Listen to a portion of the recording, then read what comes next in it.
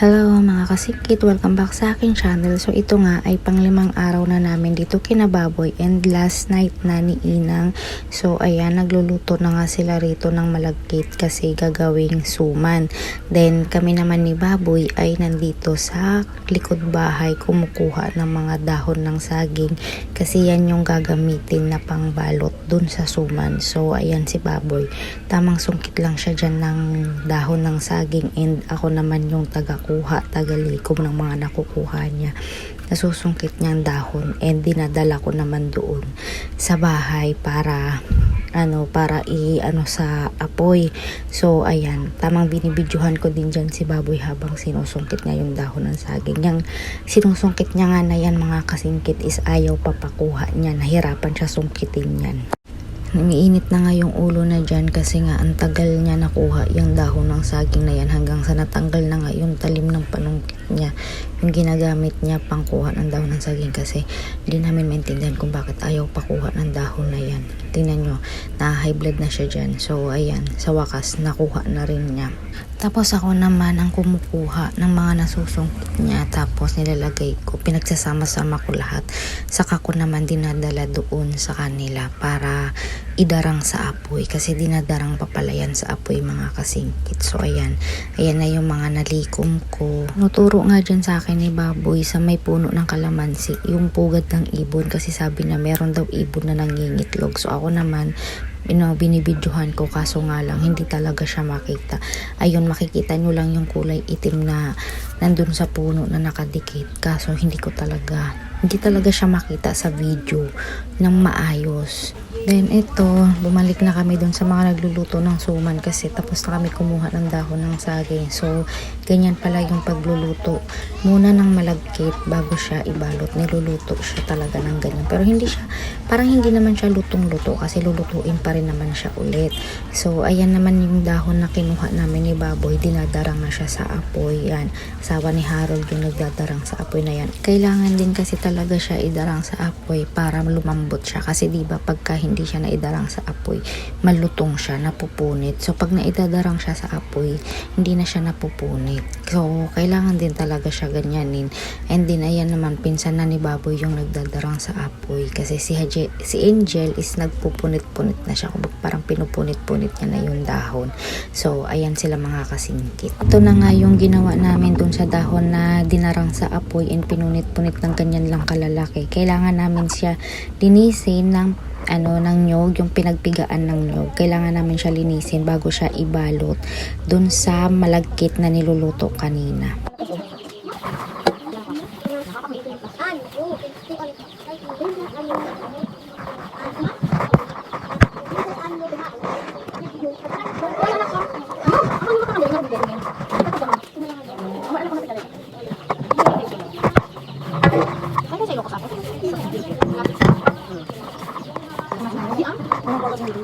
Kami ay pasukin. Kapasok lang. Hindi ko naman tayo sport kasi. Ang karlak, dapat simple.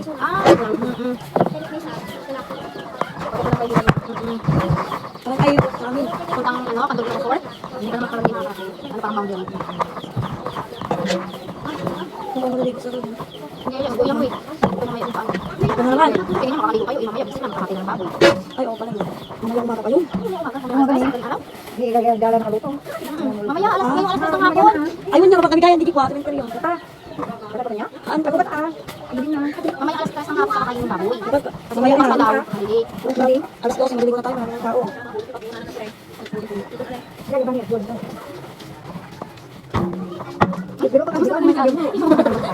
Tawa nga ako dyan bigla kasi nga yung kinukuha kong saging na pinupunasan ko ay napunasan na pala ni ate. Sige kuha ko yun, pero bandang huli napansin ko kasi nakita ko na nilapag ni ate. So sabi ko, hala, kanina pa kukuha ng kuha dyan, sabi ko, tapos na pala punasan yun. So kaya natawa ko dyan mga kasingkit. Then malapit na nga rin kami matapos dyan mga kasingkit. Tapos ito na nga, binabalot na nila yung malagkit dun sa dahon ng saging na dinarang sa apoy and pinunasan namin ng nyug. So, ganyan pala yung pagkagawa ng supang malagkit. Nakalimutan ko lang yung tawag ng mga Ilocano sa sumang malagkit. Kasi dito sa Maynila, sumang malagkit, diba? Sa kanila, meron silang tawag dyan, nakalimutan ko lang. So, ayan nga pala, is mga kamag-anakan lang din yan ni Inang ng lola ni Baboy. So, kamag-anakan lang din nila yan. Ito naman yung pa-triangle na suman. Then ito na nga ay sinimulan na nila katayin yung baboy. So dalawang baboy pala yung kakatayin mga kasingkit. Ayan ay unang baboy na kinatay nila. So mamaya-maya naman yung isa. So ayan nga si baboy o tinatanggalan niya ng balahibo yung baboy na kinatay nila. So ayan kamag-anak din nila yung nagkatay ng baboy na yun mga kasingkit. Magkakamag-anak lang din naman sila yung mga nandito. So ayan. Then, ito yung pangalawa. Ayan yung pangalawang baboy na mga kasingkit. Hindi ko na siya kinuhaan totally ng video na yung as in kinatay kasi baka bawal din. Alam nyo naman si Lolo Mets, mahigpit. So, ayan. Binidyohan ko na lang din dito yung patani ba to o bataw. Hindi ko alam mga kasingkit. Basta yun na yun din. Ito na nga.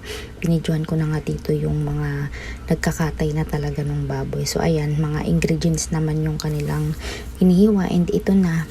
Ayan. Pinapakuluan na nila yung karne ng baboy para hindi masira.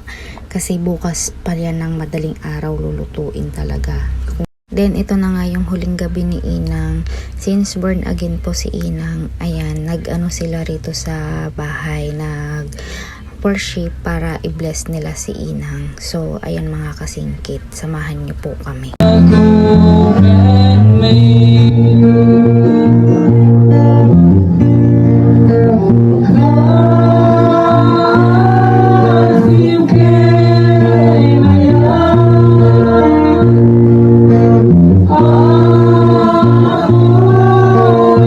Pagkatapos nga ng flower offering, nag-ano sila kung sino may gustong magsalita, magpasalamat, magpaalam kay Inang, ganyan. So, si Baboy nga ay nagsalita siya dyan, nagpasalamat siya kay Inang kasi si Inang nagpalaki sa kanya.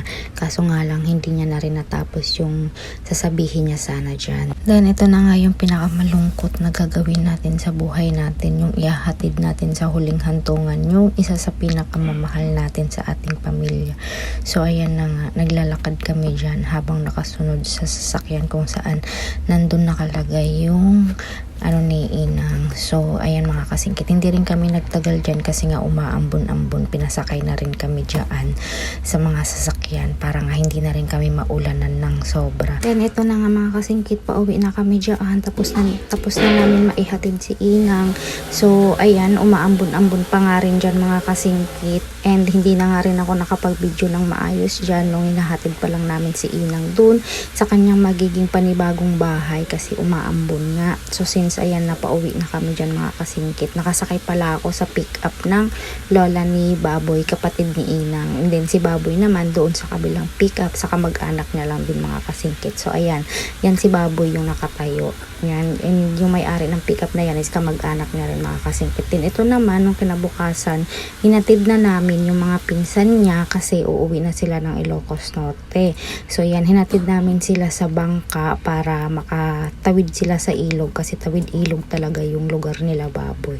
And ano naman mga kasingkit, di naman nakakatakot kasi mababa yung tubig. Makikita nyo naman kung gaano kababa yung tubig and yung buhangin sa gitna ng ilog, ayan may buhangin na yung gitna ng ilog. So, mababa na talaga siya. Hindi ka siya katulad nung dati, nung last year na umuwi kami na sobrang taas ng tubig and takot na takot nga ako nung time na yun kasi may phobia ako sa mga ganyang bangka mga kasingkit. So, ayun na nga sila mga kasingkit. Paalis na sila nung time na yan. Then, ito naman, tumaan kami sa bahay ng tito niya kasi kinuha namin yung karning baboy na nilagay namin sa ref. So, ayan yung bahay ng tito niya mga kasingkit. Tahimik lang din yung lugar na yan mga kasingkit. Yan, tinuturo nga ni Baboy yung bintana kasi nagkabasag-basag na yung bintana. So, ayan mga kasingkit, kung nasa basket na yan is yung mga karne ng baboy. Ano yan kung baka parang mukha ng baboy. So, ayan lang. Bye!